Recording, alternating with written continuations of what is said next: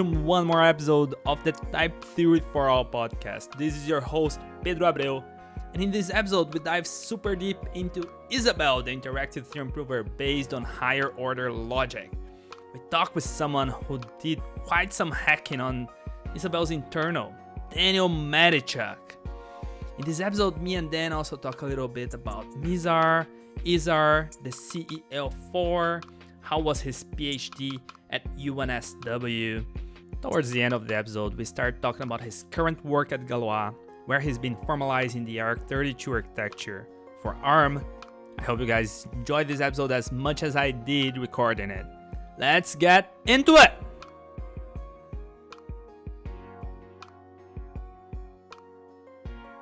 Ladies and gentlemen, welcome Daniel Matichuk. Daniel got his undergrad in the University of Alberta. He was a research engineer in CEL4 microkernel verification project. He got his PhD at the University of New South Wales, developing a framework for using automated reasoning to assist in building Isabelle proofs at scale. And nowadays he's at Galois developing some really cool formal semantics on Aarch32 Arm Archtecture for binary analysis. Welcome, Daniel. Well, hi, Pedro. Thanks for introducing me. It's good to be here.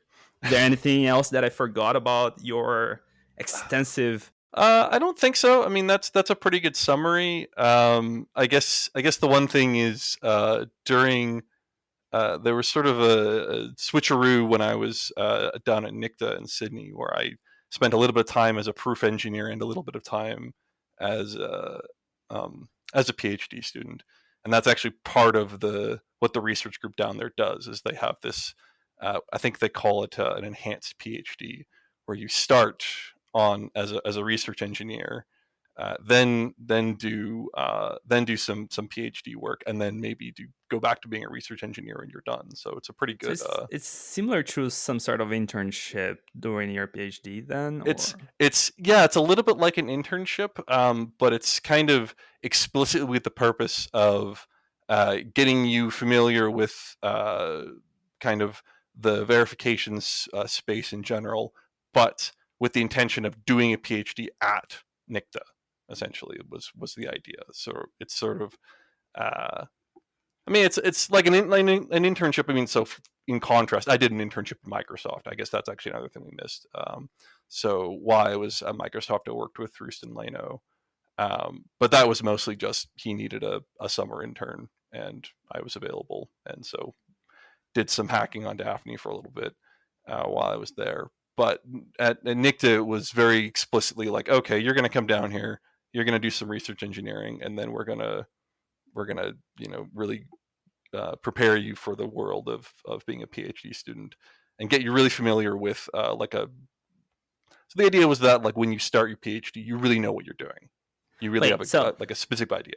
Yep. So you went from Canada all the way to the other side of the world in Sydney, Australia. Mm-hmm. Did you know what you were expected to be doing there? Did you apply specifically to work on this, That's actually a really interesting story. So it was getting to the end of my undergrad, and actually at this point I had very little experience with verification at this point. The University of Alberta has a little bit of programming languages, functional programming, verification, but it was really just the odd course. I think I actually invented most of the courses that I took, which was, so I took so at the time, the only course that was available was using the Mizar theorem prover, which is a little bit esoteric, I think. That's pretty old, too. Right? They're all old. They're all astoundingly old. Well, Lean is pretty new, but yeah. Okay, yeah. So, I mean, Mizar is I guess quite ancient. And so Piotr Rudnicki, who has since passed, he was teaching at the university, and he was one of the primary contributors to Mizar. So that he was giving a course in software verification using Mizar, and that was my first taste to theorem proving. And let me tell you, Mizar is a beast. It is quite a feat to get anything done in that theorem prover. It's because in particular it's mostly designed for math, formalizing math. So kind of getting a verification result out of it is kind of fun. But anyways, so I was there, and at the time I was sorry, blah blah blah. I was getting to the end of my degree, and I had no idea what I wanted to do, and just kind of on a whim, I went and saw a talk that June Andronic was giving at the university at the time. So June is one of the senior researchers down in ICTA, which I should probably clarify is now Data 61. So there was some rebranding recently, but so Ben NICTA, now Data 61, and they had very recently finished the result in SCL4, and she was doing a tour essentially around the world, just presenting the results. And I went and attended this talk, and afterwards, Piotr introduced me to June, and I told her, "This is amazing. This is what I want to do with my life. Please sign me up." And she was like, "Okay, sure. Give us your resume." And I think I even forgot about it after I contacted her. And then like a couple months later, I got an email from them saying like, "Yeah, you should. I think I did a video interview, and they said, yeah, you should come down when you finish your degree." And I went, "What? Okay, they want me to come down to Sydney." So I mean, at the time they were recruiting pretty heavily. I think they were. I had. So I mean, I had a little bit of experience with Coq, a little bit of experience with Mizar, but certainly no deep verification sort of knowledge. And they were pretty much happy with just the fact that I was interested and willing to learn. So wait, so what's the relationship between the university and NICTA at the time? Like, are they kind of like related somehow? Yeah, because I mean, you just mentioned you applied to work at NICTA, right? Not yep. Right. So right. I mean, they're pretty closely affiliated. I mean, a lot of the researchers at NICTA are also professors at the university that teach some classes. There's a lot of overlap, and a lot of the people there are students as well. So it's a pretty close relationship that I have with the university. But when I went down there, my role was engineer. So I was hired on as proof engineer. There was the implicit understanding that I would transition to be a PhD student after 2 years. So it was a 2-year work contract. Gotcha. And essentially the idea was, okay, we're going to hire you, but it was based on the assumption that based on my academic credentials that I would be likely eligible for a scholarship to be able to do a PhD. So, and this was kind of a standard pipeline that they did for proof engineers. You go in, work for 2 years, transition to be a student, and that's what I did. So I moved down to Sydney. I think I graduated like 6 months later or something, and then packed up my life and moved across the world, which was great. Like I look at that, I'm like, how? Yeah. Like what? I had no idea what I was doing. I had absolutely no idea. It was a great choice though. Sydney is great. Sydney is an amazing city. Oh yeah, it was so chilled. Exactly. Yeah, it's like such a different. It's like so different, but also so similar. And I had no idea what to expect.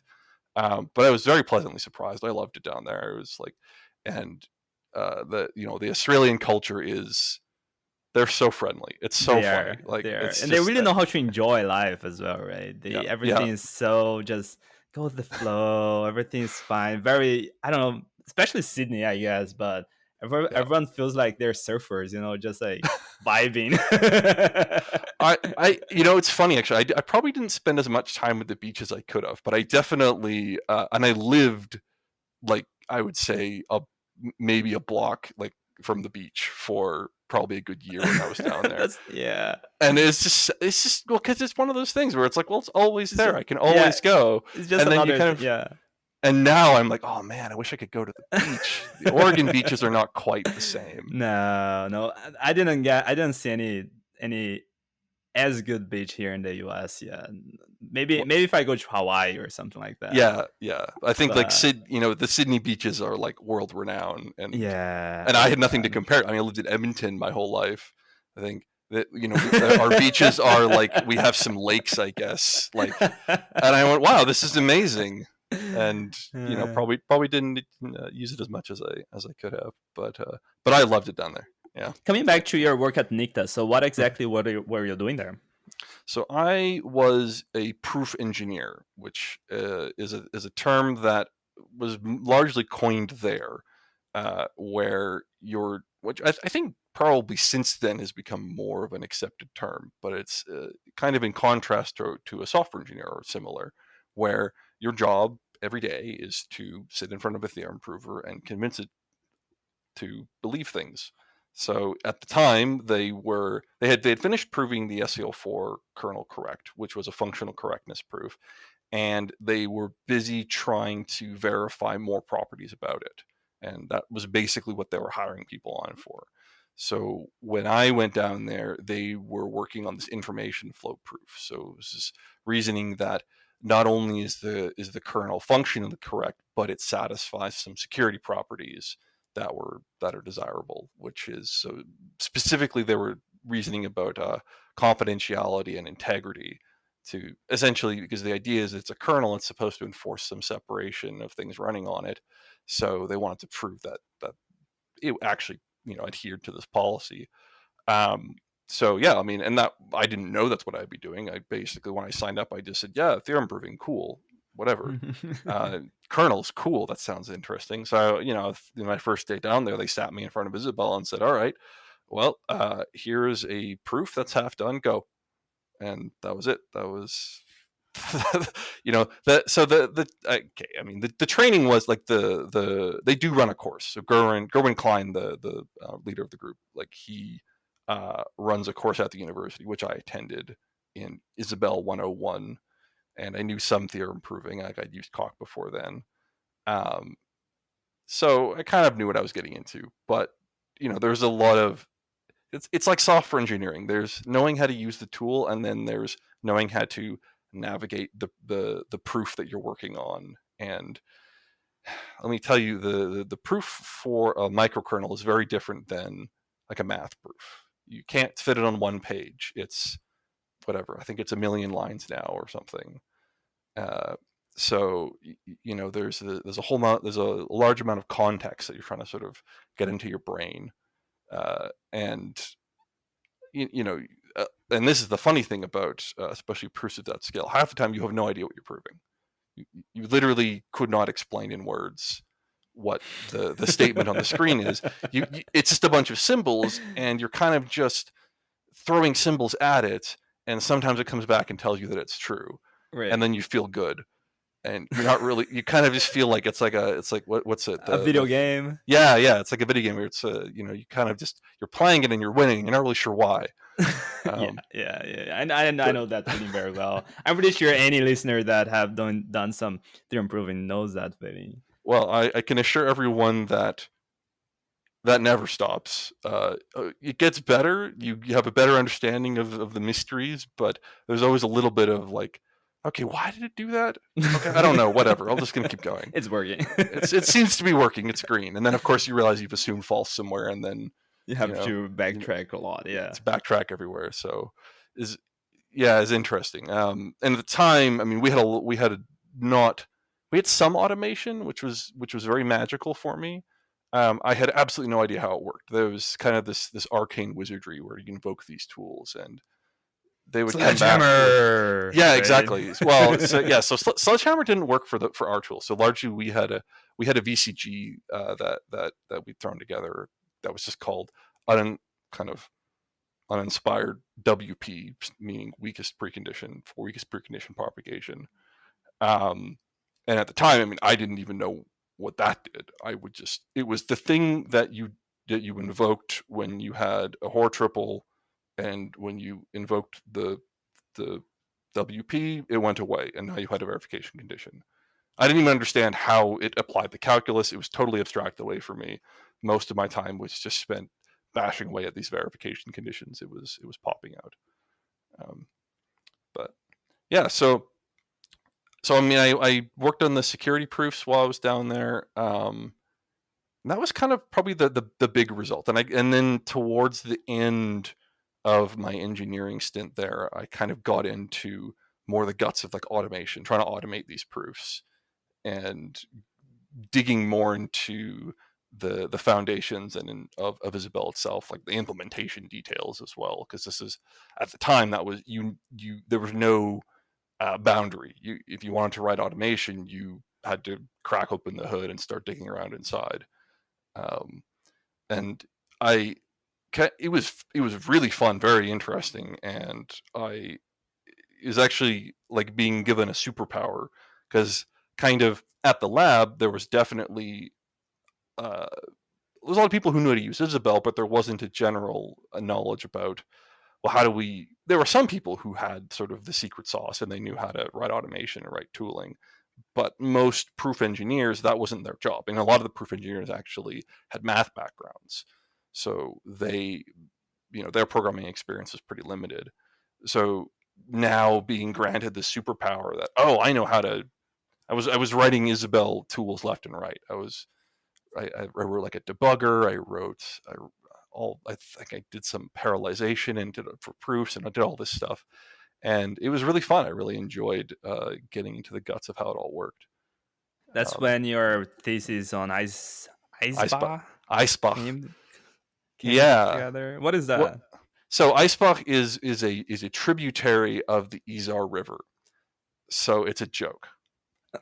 It's a very German joke. Wait, so it's a river at Germany? So yeah, so the Isar River is in Munich. Okay. And so there's like 3 layers to this joke. So Okay. Isar is the structured reasoning language of Isabelle, right, which I can explain if we want to, but basically it's the syntax that everyone knows. So right. it's you write apply, you write lemma. That's all sort of considered Isar. The joke there is that Isar kind of sounds like it's both the river in Munich, and the Isabelle was being largely developed at TU Munich at the time, and Isar in particular, Macarius, that's where he was when he made it. But also Isar kind of sounds like Mizar. Okay. And Mizar is the style of proof that Isar kind of looks like. Oh, okay, yeah. So the idea was that so there's kind of these 2 styles to theorem proving, and I think people largely familiar with Koch are familiar with the tactic style proving. In Isabelle, that has a name. It's called apply style, sort of just because the keyword you use to apply tactics is apply. And the apply style is follow your nose. You invoke a tool, it does some work on the current goal state, and it spits back out to you, hey, here's open sub goals, here's things I had, and you kind of just do this over and over until it's done. In Koch, this generates a term that is then type checked. In Isabelle, it's different, which I can explain, but the point is that this is not like you show a mathematician a proof like this, and they'll be like, wait, they'll say, what are you talking? That's not a proof. That's just a list of random words, right? Yeah. Like, what is this? So Isar was this attempt to try and inject some sanity to this process, where your proof has a structure that can be observed independent of the theorem prover, and it has all these math words, theorem, by, have, assume, exactly. So there was sort of this structure so the idea was that at the leaves of this proof, Isar is running off and actually checking with Isabelle that everything is logically sound, and your overall statement is eventually proven with the Isabelle kernel. But the idea was that, okay, well, this document can also be observed by a human without running it through the prover, and it means something to them. Right. Yeah, so, that's very different from how Koch works, where Koch has some structured proof, but I think there's nothing that's really considered canonical. Yeah. Compared to Isar, I would say that it doesn't have any structured proof. Like, it doesn't compare really. Well, Isar is a whole framework, I think. Yeah, exactly. I think Koch has various extensions, but nothing that's like this. This is the sort of unified structured reasoning tool. So Mizar, in contrast, is entirely structured reasoning. So Mizar is all Mizar proofs. Like Mizar is essentially like Isar, except you have one tactic. and it gets applied everywhere. And essentially, the only response you ever get back from the Mizar is yes or no at each leaf. Either it did work or it didn't work. And if it didn't work, you just have to do better. That's Right, it. right, yeah. Like break down to smaller Yeah, chunks, and yeah, yeah, gotcha. yeah. So anyway, so Isar is the Mizar of Isabelle, and Eisbach is in reality is a tributary off the Isar River, but it was the name that Macarius and I came up with for this kind of sub language in Isar Right, for writing tactics, for writing right. methods. Um, so that's it. I mean, so we gave it a name. I don't think it's as prevalent in Isabelle as far as people just know it as the method keyword. It's called Iceblock, but really it's just a way you can type method. You can give What's some method? method. What's that? So there's a method. So yeah, I guess I should explain that. So in Isabelle, there's a formal distinction between a tactic and a method. And a method is I don't know how to describe it. It's basically a tactic, but it's a tactic that understands more, that has more context about the proof. So formally, there's this distinction that it's not a tactic language; it's a method language because we're writing in an Isar, and Isar knows about proof methods. So the method keyword is essentially just the interface from the world to uh, to write an Eisbach method essentially, and then that could be invoked from Isar. So Isar has a standard collection of methods, which anyone who uses Isabelle will know. There's not that many, um, and Icebox just adds to this collection of available methods. So it's very much like LTAC. So it Uh, allows you to build your own as well. Is that it? yeah, yeah. So Uh, it supports kind of the same things that LTAC does. It supports this idea of structured matching on the goals, the goal state, which is a bit more complicated in Isabelle for somewhat technical reasons. The other kind of advantage that Iceblock gives you is it has this more implicit support for managing proof databases or collected fact databases. So this was kind of foremost one of the goals was to make it very easy for users to define fact databases, collections of facts about things or to perform certain calculations, and then write a method which would ingest these and use them in intelligent ways. So this was kind of a knowledge management problem in theorem proving is, you have especially in SCL4, you have 1,000 lemmas about the kernel. Well, how do I know which one to apply and under what context?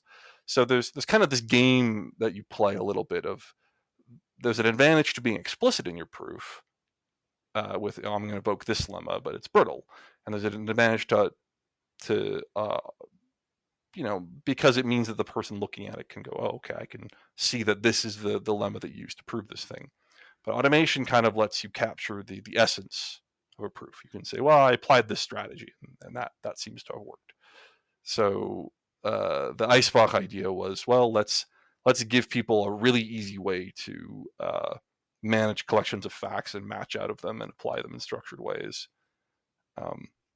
This was like when I was working at NICTA, the frustration I had endlessly was I want to write my own tactics, but I don't know how to program an ML. Please let me do that. So my thesis was basic, like one of the major motivations was I just want to have this tool. I want to be able to do this so bad. Those are the best tools. Of course, the irony was that by the end of my thesis, I didn't need it anymore. I didn't need it as much because I now knew how to program an ML In ML. very very fluently. I mean, that being said, it's certainly there's no way I would like some of the tools I developed using Iceblock. There was a resistance to having too many implemented in ML because other proof engineers coming onto the project later wouldn't be able to maintain them if they were like. So writing them in Iceblock means you pretty much just need to understand how Isabelle, like how Isar proofs work, and then you can look at an Iceblock tactic and go, okay, I can kind of see what this is doing. Add up to it, right? Yeah, and yeah, exactly. Add to it or change it or maintain it, and that was another motivation for it. So early on, you mentioned that in Coq we are building proof terms, and that's different in Isabelle. Mhm. How is that? How does Isabelle actually check that our Yeah. proofs are correct? Yeah, it's a really interesting distinction. Um, so, in Isabelle is based on this idea of the LCF style prover. So LCF stands for logical computable functions, and it basically means rather than saying so. Okay, I guess let's back up. So type theory essentially says if I have a logical statement, I can encode it as a type, and the proof of that statement is essentially demonstrating that that type is inhabited by providing some term which has that type. And you're checking. So there's sort of two obvious steps to this process. There's constructing the term, and then there's verifying that the term actually has the type that you claim it does. So this is one approach, and the advantage of this approach is there's no ambiguity about what the formal proof artifact is. At the end of the day, you could have all this fancy machinery sitting on top of your theorem prover, but if you wanted to, you could print out the term and say, this is the proof. This is unambiguously the thing that proves the statement. So Isabelle is an alternate approach where you essentially say, well, really all we care about is that we is knowing that the series of steps that we took to deduce this some fact was logically sound. And we don't actually need to necessarily remember what those steps were when we're finished. We just have to constrain ourselves to follow the rules. So all the LCF style is just, well, let's just define those rules explicitly, and then wrap them up in a module that the type system or the runtime or whatever language you're implementing it in maintains some abstraction boundary such that you have a type which represents the type of true facts. And the only way to construct objects of this type is to go via this abstract interface. So the idea is, well, for example, I want to prove uh, the fact A and B. Well, the only way to do that is to have an existing object, which is the type, which is proving a proof of A and a proof of B, and I run it through a function that constructs the proof of A and B. But it throws away the fact that this was the function that I used. It doesn't matter anymore. It's just now I have some term which happens to have happens to contain the proposition A and B, and it has a type that says that it's a true fact. So you and then you build up these, and then you have a you have a very minimal set of sort of primitive operations, and then anything you want to build on top of this, any higher level reasoning, is all based on just stringing these together by composing them. So when an Isabelle proof is finished running, the only thing you have is simply in the runtime of the system, you have a term which has you have a value which has the type true fact, and the proposition is the thing you wanted to prove, and that's it. There's no other representation of this fact. It just So the it the seems fact that you're able to make it is sufficient. Yeah. it seems to me that in Coq it's kind of easier to produce the .vo file, the compiled files.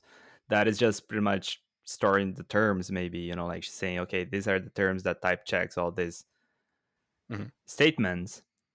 But since in Isabelle you threw the terms away, how do you import a module that you know that is correct now? Do you have to recompile it every time? Do you know how they store the state that this Yeah, module is correct now? if you really wanted to, so there's a sort of compositionality problem here, which is exactly what you're describing. So if you have a proof, essentially you have two options for if somebody hands you a module in Isabelle, which in Isabelle is just a theory file containing it's like the tactic script in Coq. That's all you have. Yeah. It's the only artifact you can produce really. And the only options you have to use this are to either recheck it yourself if you want to import it. When in that importing process, by default, Isabelle will just go ahead and just recheck that whole proof. There's no way to kind of take the pre-produced artifact and then digest that. The only thing you can do, the only kind of shortcut, is you can do what's called skip proofs, where the internal mechanism is happy to just skip certain operations which it doesn't formally need to do to construct the object. So the object is actually the terms are tagged with the fact that they were skipped. But you can have a term which is, well, I'm a true fact, and the type system says I'm a true fact, but if you kind of peek under the hood slightly, it says, well, actually you cheated. And to get the final result, if you really want to like finish the proof, you kind of have to go back and make sure that you don't do this, and you have to do the clean pass. Right. It actually explains why I felt that the Isabelle IDE. What's the name of that? Is it Isabelle IDE? There's JEdit, which JEdit. I always felt that JEdit was so slow. Like every single time, it was doing it's so a lot much better now. work. it's a lot better now. So I think I don't remember whether or not you were probably dealing with it during the transition period. So for a long time, the only IDE for Isabelle was Proof General, which was this Emacs extension. So JEdit was part of this attempt to modernize the Isabelle. Yeah, but one thing I really enjoyed about JEdit is the parallelism. So as I was actually type checking this one file, it was running thousands of other proofs in the background, and that was nice. So this is a huge advantage of kind of how Isabelle works. The LCF style makes it very feasible to put this parallelism really at the bottom of the whole theorem proving process. So the parallelism in Isabelle is actually baked into the kernel itself. There was a conservative extension that essentially says a valid proof is actually a proof which represents a forked thread that will eventually produce a proof. And you can produce other proofs essentially on the promise that you'll eventually prove this thing. And then there's this last step to the whole proving process, which is essentially, well, just make sure all the threads that are open finish before we're done. Right. So we don't, and because you kind of have this baked-in idea that, well, I can have a proof, I can have a term where I don't actually care, there's a proof running in the background, because I can never inspect it. It doesn't matter whether or not that proof that is finished. And it's kind of in contrast to Coq, where, I mean, you could do this, but you have to make sure that you're not accidentally inspecting those terms. You certainly can't fork in cases where you really would depend on what that term ended up looking like. Yeah, especially because you would actually be able to extract that code and actually run that proof in Coq as well. Yeah, which is another. So this is not. Yeah. This is not natively supported in Isabelle. There are some sort of, like, you can extract code from an Isabelle proof. Really? But it's not.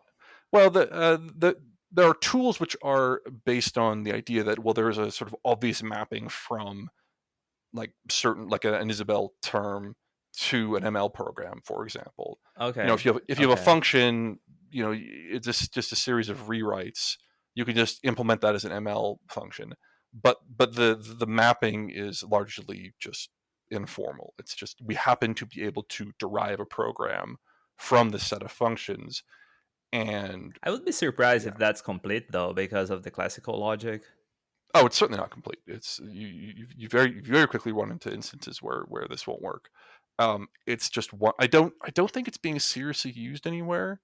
And yeah, the formal guarantees are pretty weak, unfortunately. So it's not the same as Coq, where there's this very rock solid idea that, well, if you strip away the propositions, the result is executable and it has the properties you want. Can't do this in Isabelle. Oh man, you're making Isabelle sound pretty lame. Let's talk what are the good things about Isabelle now. But how many people actually use code extraction in seriousness to run like performant code? Let me tell you, I'm not gonna write a microkernel in Coq and do code extraction and then run this on my bare metal system.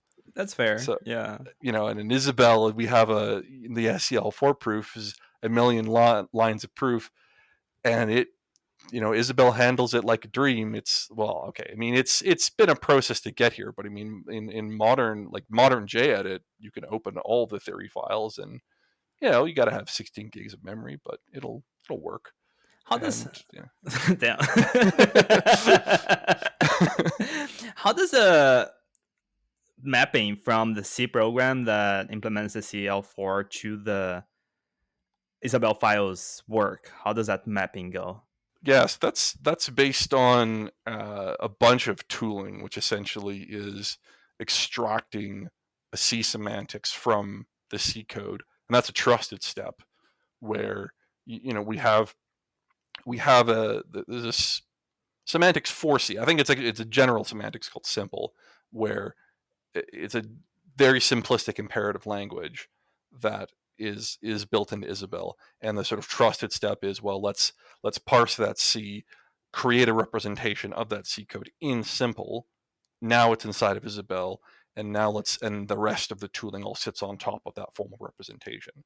And it really it attempts to be a very conservative translation of the C code. Um, and and you can do, and there's work now which sort of extends downwards, which is essentially, let's extract a represent. And I'm less familiar with this. This is kind of this was done largely, I think, after I left. But you can take the binary itself and actually extract a semantic representation of the binary based on a semantics for the particular architecture that's been compiled for, and then actually prove that this representation is equivalent to the C representation that you extracted. That's pretty cool. Yeah, it's quite it's a hard problem. Yeah. But it's all based on this idea of refinement. So the point is that the SEL4 proof is the stack of refinement proofs, where you have increasingly abstract specifications, and you just prove that each one is a refinement of the next one. So at the top, you have this sort of abstract functional specification, which is then proved to be refined by the Haskell implementation, which is then proved to be refined by the C implementation, which then, as part of the binary verification work, is then proved to be refined by the actual compiled binary. That's pretty cool. That's pretty nice. Yeah, it's quite the result. But the interesting thing about this is, it's a lot of proof. You just had 1 million lines of proofs, right? Yeah. That's and every patch is like, this is the reason they needed so many proof engineers, because it was just every time you wanted to make a change, it was a significant effort. It was something like, I can't remember exactly what the mapping was, but it was like, a trivial patch to an engineer he took him, maybe a week to convince himself that this patch was correct. It would take months for a proof engineer to actually churn through. And it's just details. It's just, well, now I have to plumb this through, 4 levels of refinements, and yeah, so it's a challenge. It's but that is always the cost of verification at that level of verification. This is like, we know it works, kind of like verified down to the bones. So yeah, when I was there, I had this feeling that the biggest concern of Nicta Data 61 now is kind of towards proof engineering, because like, they already know that they can prove stuff, that they can make things work, and CL4 showed that they can manage huge amount of code with a lot of people. And now the question that is open now is like, but how do we maintain this? How do we make this more feasible, right? Like, how do we actually think on maintenance of our code, of our systems, to allow more people to come in, and to have a better development process, right? What are the strategies they adopt there? I mean, that's an interesting question, and it's I would say an open question at this point. It's kind of I think it has a lot of the same problems as software design, in just that, well, there are always 2 considerations with a large body of proof, the same as a large body of code, that there's technical debt. It's essentially, well, at any stage we could put a bunch of effort into rewriting some module or redesigning some proof or something, and it would be more maintainable, more modular. But at the end of the day, we have some deadline, some result we're trying to prove, and we're always marching towards that.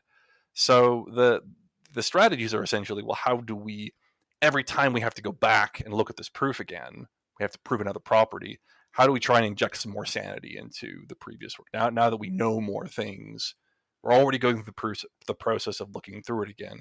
Can we try and make it better this time? Can we try and so I mean, one of my goals was, well, if we grant, so automation is essentially my my thesis essentially, and both my PhD thesis, but also just my thesis for proving in general, is that the proof engineer should be interested in automating himself out of a job. He should be trying to encode as much of his reasoning as possible into automated tools that allow him to just say, well, just do what I did last time. And this is what mathematicians really take for granted, right? Because this is what you kind of implicitly do this when you're writing a math proof, Right. because you can kind of say, oh, and this proof is similar to the previous one, right? Can't do this in interactive theorem prover. You have to do it again, and this is like the best analogy is copy paste, right? So so the question is, well, how do we get people to the point of just being able to say, well, do the same thing before as I did before? And the real problem is, at some point you now have a proof which is so abstract that it's just a series of automated proofs, and when it breaks, nobody can tell what happened. It just says, well, the tool broke. So in tandem with this, we have to build better tooling for introspecting the automated process to say, well, it broke, but it broke here and for this reason. And giving that so it's like second order interactivity. It's like, well, we want to interact with proof, but we want interactive automated sort of tactics where it dumps you, you run it and it dumps you out, and it says, well, I tried to apply this strategy, but it failed here, and here's why, and I need a little bit more help here.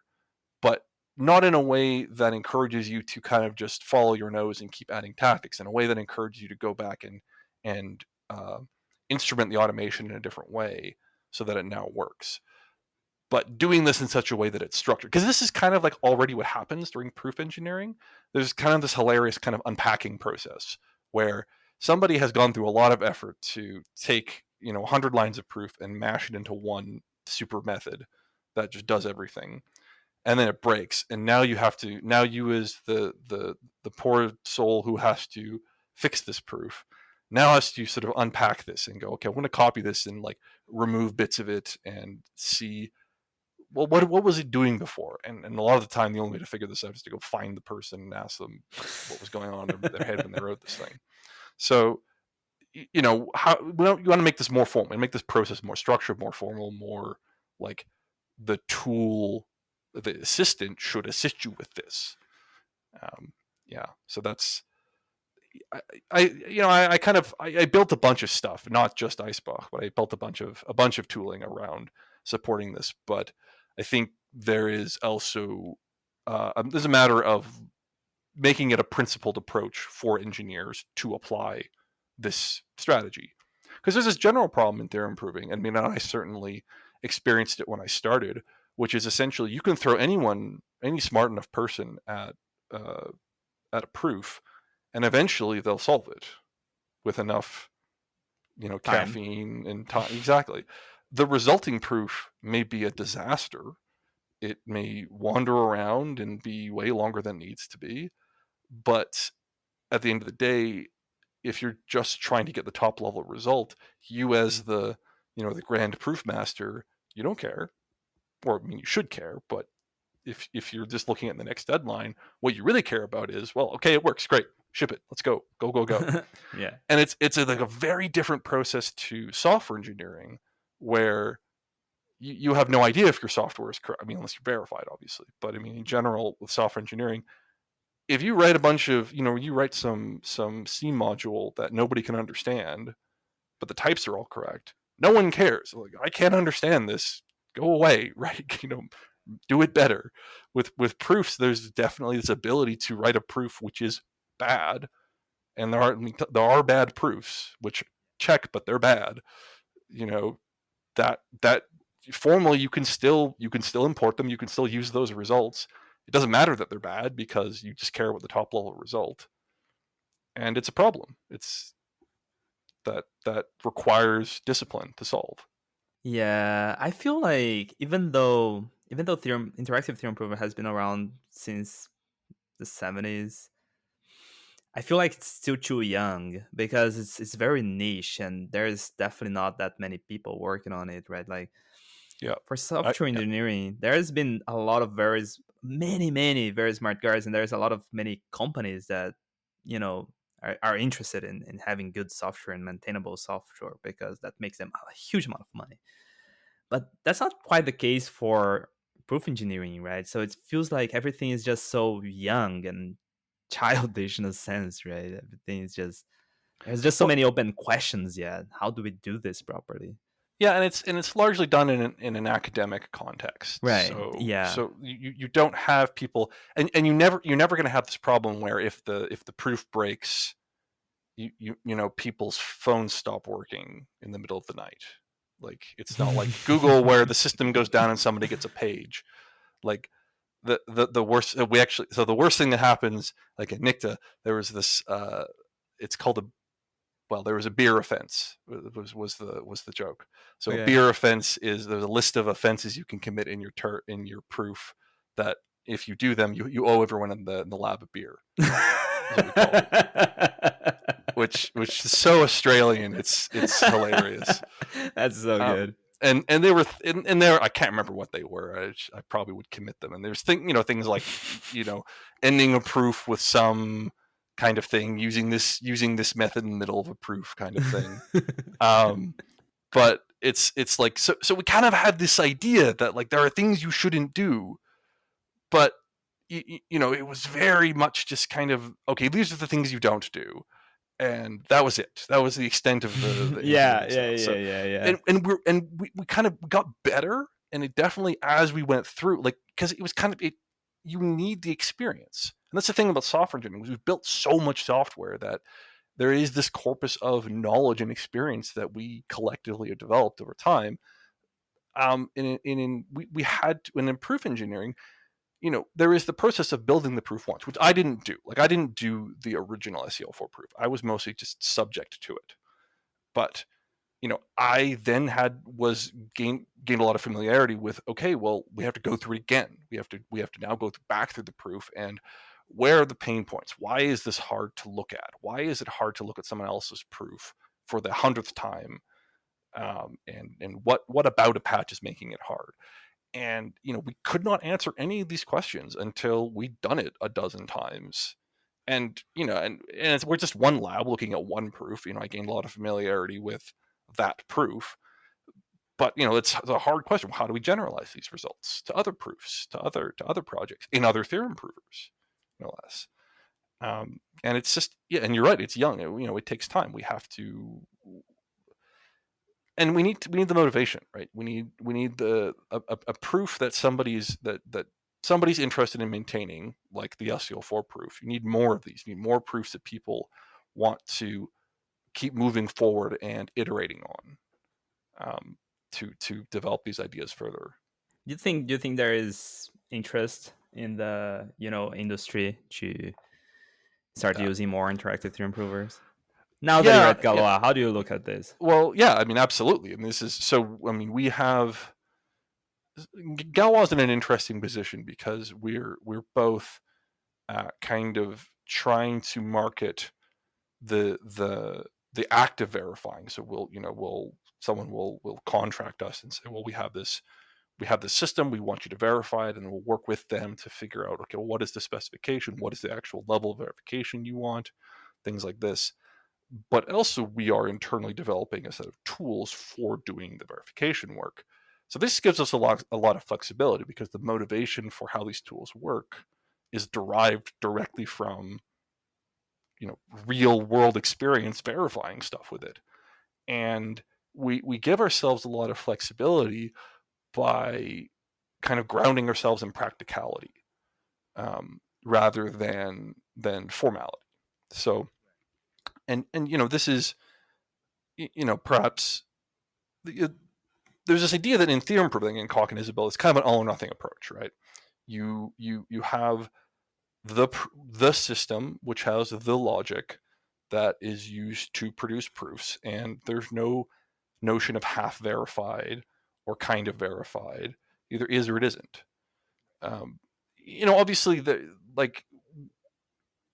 you still have this idea that there are things you've axiomatized or assumed, but that's all very upfront. It's kind of, okay, well, we sat down and we plumbed the whole thing through the theorem prover, but we had to assume these things explicitly when we did this.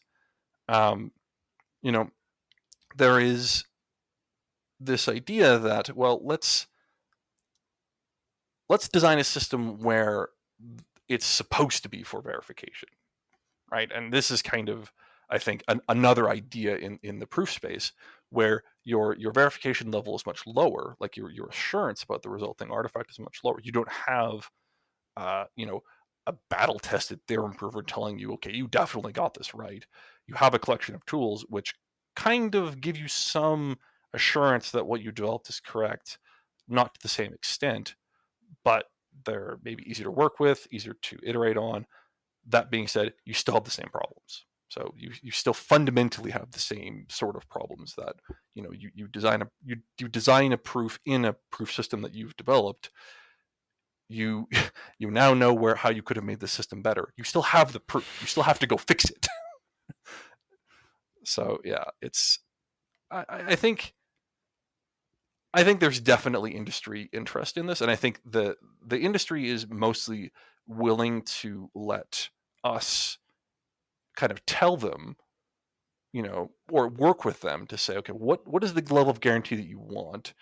And we're willing to kind of try and meet that level of guarantee based on what your budget is and what your interests are, rather than the research approach, which is kind of, the research approach is really, we want to verify this thing and let's go do it, as opposed to and that's sort of, it's almost a philosophical question. It's like, it's verified and it kind of just lets you feel good about yourself. Whereas in an industry, when the verification is being driven from the perspective of, okay, this thing broke and that's bad, can you verify this, please? We want this set of guarantees about this software so that next time we run it, it doesn't break in the same way. And it's very goal oriented. It's very driven from that perspective, and that gives you this sort of it's coming from the perspective of practicality. But it's still the same fundamental problems that you have in developing a research proof. But at the very least, you can essentially you have the option of essentially saying, well, the proof mostly works, except we didn't manage to prove this thing. And then the client can go, that's fine, I don't care. And then you just... Yeah, like in the highest level, most of the things that they do care about was verified, and there's already a lot of guarantees that the code is now, bulletproof in some sense.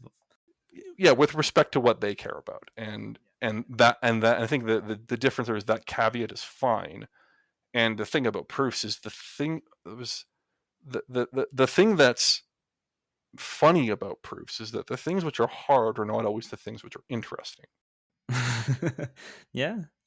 So you can spend a lot of time mucking around with some formal detail that is just hard for very uninteresting reasons. You can't convince the theorem prover that some type is inhabited or something. I think the simplest example of that is binding of variables. Yeah. In Lambda calculus, it's just like when you're doing in pen and paper, it's just dumb and trivial. But when you actually sit down to do the implementation, you're gonna spend so much time doing that. Yeah. Right. Yep. But anyways, exactly. I saw on the website that you're working on some Arm architecture binary analysis. You want to talk a little bit about that? What are you guys up to over there? I'd love to talk about that. So binary analysis is something that I had no experience with coming into Galois, and I kind of just fell on it somewhat accidentally, and I love it. It's so cool. It's like the nuts and bolts of software verification, and it's this idea that from the perspective of Coq or Isabelle, the code you're verifying is kind of reified in some way. You have so in the example that we use of SEL4, Well, how do you get the code into the theorem prover? Well, you have to parse the C code in some way, and then the semantics are sitting in some kind of imperative language. So binary analysis is kind of the idea that, well, rather than taking the source code, let's take the actual binary. Let's reason at the level of, well, this software that we're running is going to be running on some particular, it's going to be running on some particular CPU. We have the binary, we know we have the specification for the CPU. Let's reason about what it actually does, or what it actually will do when running on the, in the real world. So this requires knowing what the CPU does with a given binary. So the standard way to model this is essentially have a mapping from every instruction that the CPU has to some kind of transition that it would make in some model of the machine state. So what does it do to the user registers? What does it do to memory? What does it do to system flags? All this stuff. And this is a whole area of research, because binary verification it's popular because it is, in some sense, it's very general in the sense that it doesn't matter how, what the source language was. You can take any, or how it was, what tooling was sitting on top of this, or even if you have the source code at all, you can just take a compiled binary, throw it at some binary verification tool, and it will answer interesting questions about it. So there's this general question of, well, how do we encode these semantics in our various systems for various processors to be able to take a binary and actually know what it does. And this is somewhat subject to what system you're using. So we could use Isabelle if we wanted to, and this is certainly done. People have semantics for various processors formalized in Isabelle, or I'm sure there's similar in Coq and things like this. But where do these come from? How do we decide what are the semantics? Well, we can stare at the specification sheet for the processor for a while and kind of pretend, well, the add instruction happens to do this. And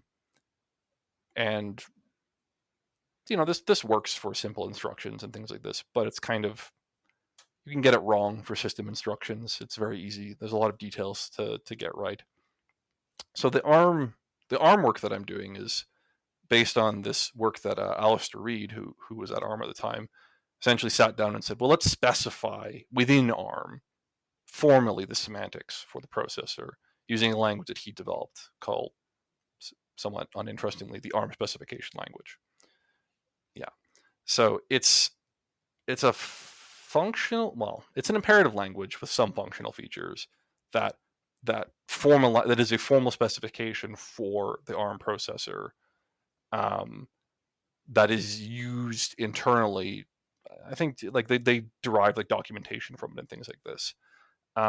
It's just a specification language. It looks like a programming language, but there isn't a compiler. I think he wrote an interpreter at some point for like, so you could use it to like write a simulator for ARM processors. What does it mean to be a specification language? Is it? I don't get it. Yeah. So specification language is like, I mean, it's basically a programming language, a special purpose programming language.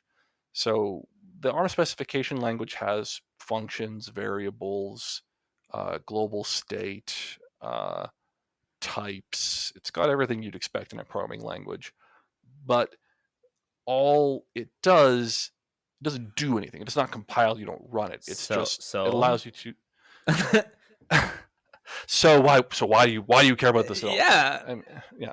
So, well, it's the idea is you at the top level of this thing. So you have all these programming language like things, and at the top level you have something that allows you to say, well, for this instruction, which is encoded in this way, this is what it does. Where what it does is with respect to, well, there's a couple magic pieces of state which represent the actual machine state. So you have a global variable in this language that is the user registers. You have a global variable that represents the memory. And then you have some other global variables representing various CPU flags and things. And all these magic variables, they all get transformed in some way as the result of an instruction executing. So the add instruction would say something like, well, take the operands, decode them in this way, use that to dereference the register index, add them together, write that value back to the globals, maybe set some flags, whatever. And the idea is that this is at the complete level of precision. It is a sufficient level of precision that a person could read this spec and implement an ARM processor. Right. So I basically. would expect that it also allows you to abstract a lot of implementation details, right? Because since it's not going to actually run, you can just say, okay, this Yeah. like Yeah, big instruction. you're not saying how it actually executes on the chip. So you're not saying, dispatch this thing to this logical unit and wait this many clock cycles. You're just saying that functionally, and there's no timing behavior specified. You're just saying functionally when this instruction finishes executing, this is how the machine has been updated. And yeah, there are abstractions. There are functions which are unimplemented in this. Nothing is implemented. There are functions which are unspecified, and they just say this is an implementation detail, depending on Gotcha. what kind of process you want to design. So what are you doing with that language again? Yeah, so we're trying to. So this is just this is a document essentially, and people have developed various tooling on top of it. And the thing that we developed was, well, let's incorporate this into our existing binary analysis tool suite to serve as the semantics for the for ARM, for Aarch32, and maybe eventually Aarch64. For our to essentially as an extension to our binary analysis tool suite to support this architecture. So we already had some semantics for ARM, but they were incomplete, and basically every instruction we wanted to support required going and sitting down and writing in a little DSL what we wanted the semantics to be. So for at some point we went, well, okay, we have this formal specification. Can we just consume that in some way and use this as the foundation for our tool suite? And a lot of this was putting square pegs in round holes. So it was the core approach was symbolic execution. So it was this, well, let's symbolically, let's take this language, assign it a semantics that we understand, symbolically execute it, and say, well, this is now the semantics of this processor with respect to our tool suite. It's really hard to explain exactly what that means and exactly what that does.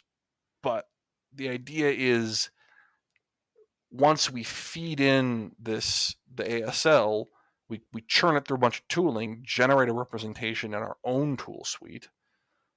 Now it's in this kind of agnostic state that allows us to then take any ARM binary and assign it a semantics. It fits into the rest of the binary analysis tool suite without kind of the fact that it was based on ASL is no longer relevant. Let's put it that way. Is this tool you're talking about, this tool bench you're using? Is it SAW? Or somewhat related?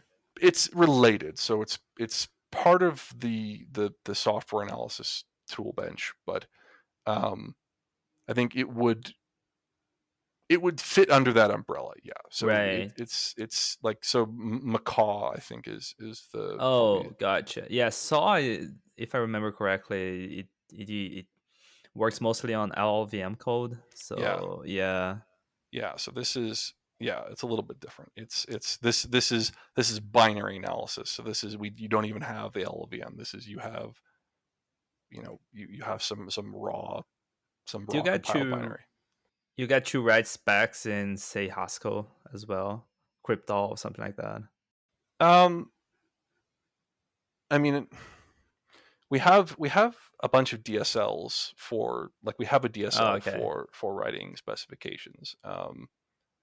Saying it's in Haskell is maybe not quite right, but it's sub Haskell. Yeah, exactly. It's there's a lot of Haskell involved. Let's put it that way. So the ARM, the ARM work was really based on, well, let's just add this support. It was for other projects who wanted ARM support. I didn't care about what those projects wanted it for. That was not my Right. that was not my purview. I basically just needed to get the semantics in place so that the rest of the functionality was in place. And that project, I mean, that wrapped up about a year ago, I would say, in the sense that it works now. Like there are limitations to it. It it supports a fragment of all the instructions, but we kind of can it. Again, it's sort of demand driven. It mostly works. The system level instructions are always interesting, so we don't support those. But the thing I'm working on now actually is using those semantics for equivalence analysis, which I can talk about, which is probably not something. Yep. No, let's go. Okay, so we know what binary analysis is. Kind of. You can take a binary, decide what it does, decide what its semantics are. What does this get you? Well, we can potentially take a binary and say, well, this binary adheres to this functional specification. That's kind of the SCL4 approach, right? So it's like, well, let's take this binary, let's abstract it all the way up to its functional specification that tells us something. Equivalence analysis is, well, let's take two binaries and say, are they the same? Do they do the same thing? And if they don't do the same thing, how are they different? This is a generally hard problem, obviously. So again, lots of engineering, lots of sort of interacting with our binary analysis tool suite to get this sort of all the plumbing in place. But the core question is quite interesting. It's like, well, what does it mean for programs to be kind of conditionally equivalent? This sort of the general property we're interested in is, well, if we have two binaries and we know that they are largely similar, but one has been patched in some way, how did that patch affect its behavior? Was the patch nefarious? Was the patch benign? And so binary analysis allows you to answer this question without having any information about what the patch was. You could just analyze the resulting binary and apply the semantics that you have developed, either whatever the ARM semantics that we derived from ASL or some handcrafted CPU semantics, and it will answer the question of, well, they are equivalent as long as, say, this variable is not signed, or some memory boundaries are maintained or something. And I think so. This is probably like wandering out of the area that you're interested in, because it's sort of it's formal methods, but it's in the context of, well, we have a bunch of automation. So this is largely using stat solvers, and we're less interested in the formality of the proof and more interested in its explanatory power. That's really what, because we want to prove something. We want to know that the analysis makes sense and it says something meaningful. But we're not really constructing a proof object that's checked by a theorem prover or anything. We're ultimately trying to construct evidence for a user that tells them something about their binaries. And yeah. So yeah. I think set solvers and SMT solvers are great for automation, and they're definitely something that we need better tooling and better support, but they're horrible to give us feedback. So every single time that you mention that, okay, I want my tool to be able to tell me that these two programs are going to be the same, other than if this variable is signed or not. I'm like, how do you even begin doing that with set solvers? Like, set solver doesn't give you that granularity of feedback. Just, oh, constraint number 3 doesn't match constraint number 37 million. Yep. No, that's my life right now. Actually, is staring at the terms the stat solver spits out and trying to make a sense of them. Jesus. And trying to turn it into something that makes sense. And a lot of what the binary analysis, or what the software analysis tool suite of Galois in general is concerned with, is putting a somewhat sane abstraction layer on top of the sat solvers so that they are feasible, so that they look more like what you'd expect from a theorem prover. So this is something I greatly appreciate, because I'm able to come at it from having all this automated theorem prover experience. And I have this idea that, okay, well, we know what expressions are, we know what types are, we know what it means for something to be verified. And that's the level of abstraction that I want to think about. And the abstraction layer that the Galois tool suite essentially puts on top of the sat solvers is exactly that. So there's this great, so what for is what I spend a lot of my time digging around with and using. And it's this abstraction that sits on top of a bunch of different sat solvers. So Yikes, Z3, SMT, ABC, I yeah. believe. Yeah. I'm not sure what others, but basically the idea is, well, we have a general representation of expressions containing like bit vectors and arrays and structs and things like this. And depending on which theorem, which actual sat solver we want to use, we can compile that expression into a representation that prover wants, ask it the question, comes back with a model, and then we know how to apply that to our expression language. And it gives these tools a lot of power, because it means that it's kind of like the opposite of the SEO4 problem, where in SEO4 it's like we have the proof in Isabelle, and we're really concerned with, we're very tied to Isabelle in that context. It's like if there's a bug in Isabelle, or if there's like whatever JEdit is taking a million years to open, so we have to buy everyone more RAM because that's the only solution we have at the time, which actually happened. It's like, well, that's it, right? Isabelle is the thing that we have, and if it's not working right, there's nothing in the context of the sat solvers in the binary analysis context. The whole thing is agnostic of whatever's actually doing the solving. It's just a thing that will tell you things about expressions that you've built. That's all it is. And this is very powerful, because it means that you can develop proofs on top of them, proof systems on top of this, that will do things like try 3 different provers, and whichever one comes back first, that's the one we use. And that will give you efficiency. Or we can do things to build confidence. We can try it on 2 different provers and make sure we get the same answer if we really want to. Which is kind of like, this is the very informal and somewhat unsatisfactory answer to, well, how do you know that your sat solver is doing the right thing? How do you know it's sound?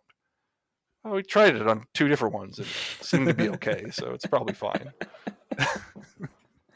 I saw that there was someone at Galois working on a tool that spills out your,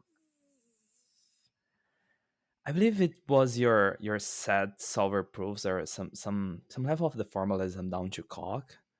Is that still Interesting. happening? Do you know anything about that? So many things happening at Galois, I cannot keep track of all. So I don't know anything about this. That seems interesting and would be very, Sounds extremely hard and impossible to become, like, just get a little, just parts of it, small parts of it, right? Well, and I think there's 2 steps to this, right? There's actually generating the representation in something that Coq could consume, and then there's actually checking it in Coq in sometime between now and the end of the universe. Right? Like, I mean, I'm not a sat expert. I don't know how hard this is, but yeah. But yeah, so the like what for allows me to kind of pretend that I'm using a theorem prover, despite the fact that I'm actually using sat solvers under the hood. Keeps me sane, makes me nostalgic a little bit. But I definitely I miss a little bit of the assurance. It's less of a game. Let's put it that way. I'm not spending my time. Like if my tool comes back and tells me, yeah, it's verified, I don't trust it. I don't trust it at all. I probably got something wrong. I felt kind of I think I know what you mean. I felt that like when I'm doing theorem proving, it's a game. I'm trying to, with the theorem prover try to build something.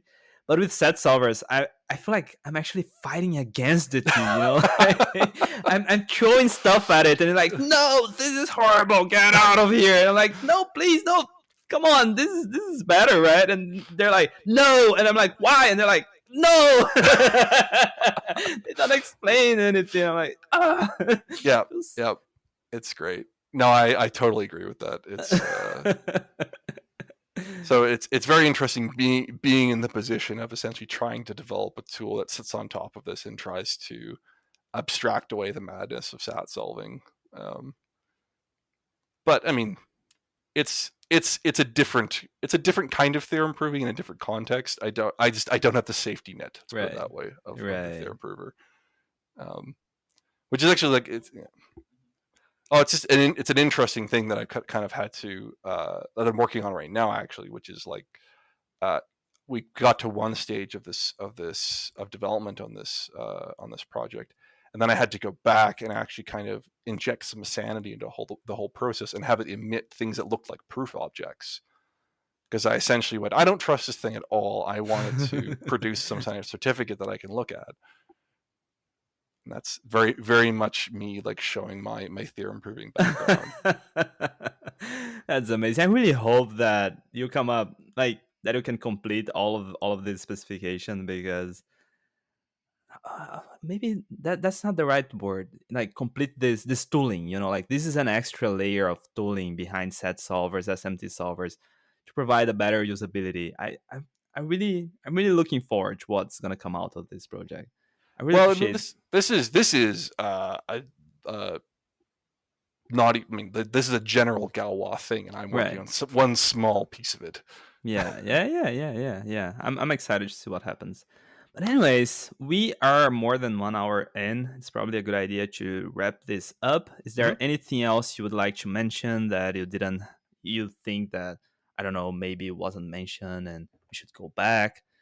I mean, I don't think so. This has been a pretty good overview, I guess, of what I'm working on. I mean, I'm sure there's lots of detail I could go into that I've avoided, but damn, yeah, that's the thing about PhDs. Like it's everything can just keep going down the rabbit hole, right? Yeah, and you risk losing half the audience, and you risk, everyone telling you, but wait, you forgot about this. You didn't mention this. Okay. I have one last question. Yeah. How do you explain your mom what's the research you're doing? That's the hardest, isn't it? Yeah. I mean, I usually just go. I tell her, I'm making sure that rockets don't fall out of the sky. Yeah, that's a good one. It's technically sort of right, maybe. But yeah, it's good enough. Yeah, I can see that. I usually begin by asking back, okay, how much about computer science do you know? Like, how abstract do I have to be here? Right? My mom grew up with we grew up with whatever, 4 computer scientists in the house, basically. So you're in a good position. Yes, but none of them know what I do, so there's no hope of explaining to my mom. Fair enough. My mom, she's a bank manager. Like, the best I could get with was like, when sometimes there's this pop-up that says update Java. Yeah, we do those pop-ups, and like we want to make sure that that's working. That update's gonna be good, Yeah, we formally verify that the pop-up is not going to break your computer. Oh man, thank you so much for coming today. This was an amazing episode. I really enjoyed how deep we went into Isabelle and all of that. It's really cool. Thanks a lot for coming, man. Yeah, thanks for having me. It's lots of fun reminiscing. All right, take care then. Okay. Goodbye. Right. Yeah. Okay, see ya.